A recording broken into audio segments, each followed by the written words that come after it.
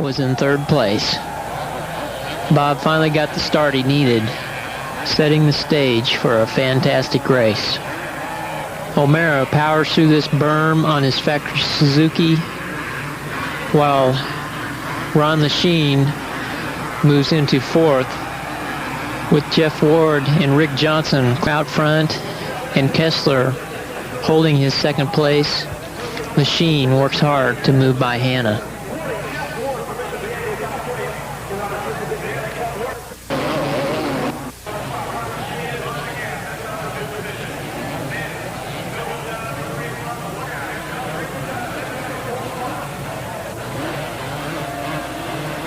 O'Mara is a fantastic sand rider, and in top condition, he could pull this race. And in no time at all, O'Mara misses a berm and Hanna gets out front.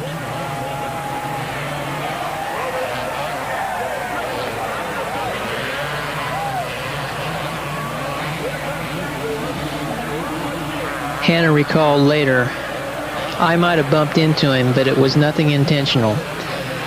I'm out here to race today." The former 500 national champion was on hand to watch Hanna. After the first moto, he asked Hanna why he wasn't bumping into anybody.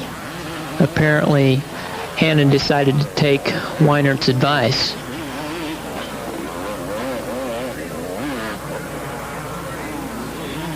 Hanna just kept motoring on, pushing his factory Suzuki to the limits. Easily the winningest rider in motocross history. Meantime, Hanna floats through these bumps and never misses a beat.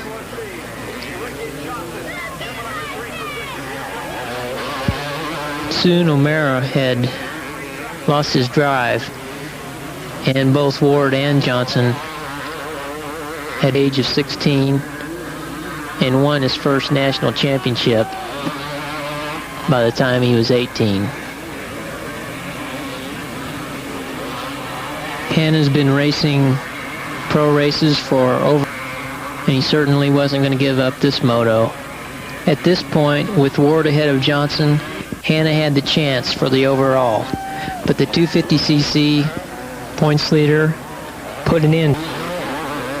Even at 30 years old, Hanna is still the highest paid motocross racer in the world.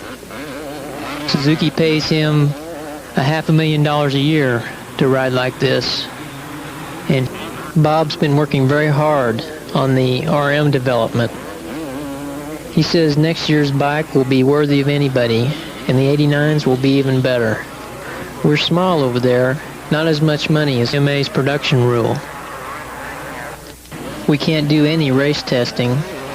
I've got frames, gas tanks, gearboxes.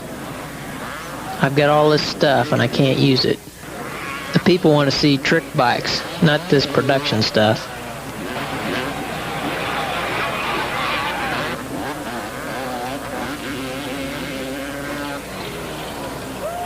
Notice how Bob keeps his elbows up constantly, standing over the rough sections and keeping his head over the front of the bike. Going into turns, he keeps his rear end over the back fender.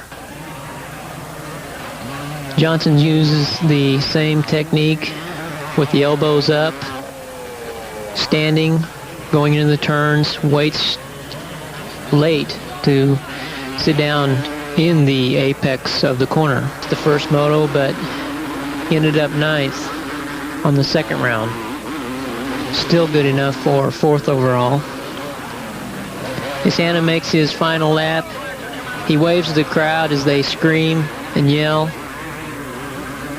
Bob Hanna was definitely the man of the hour.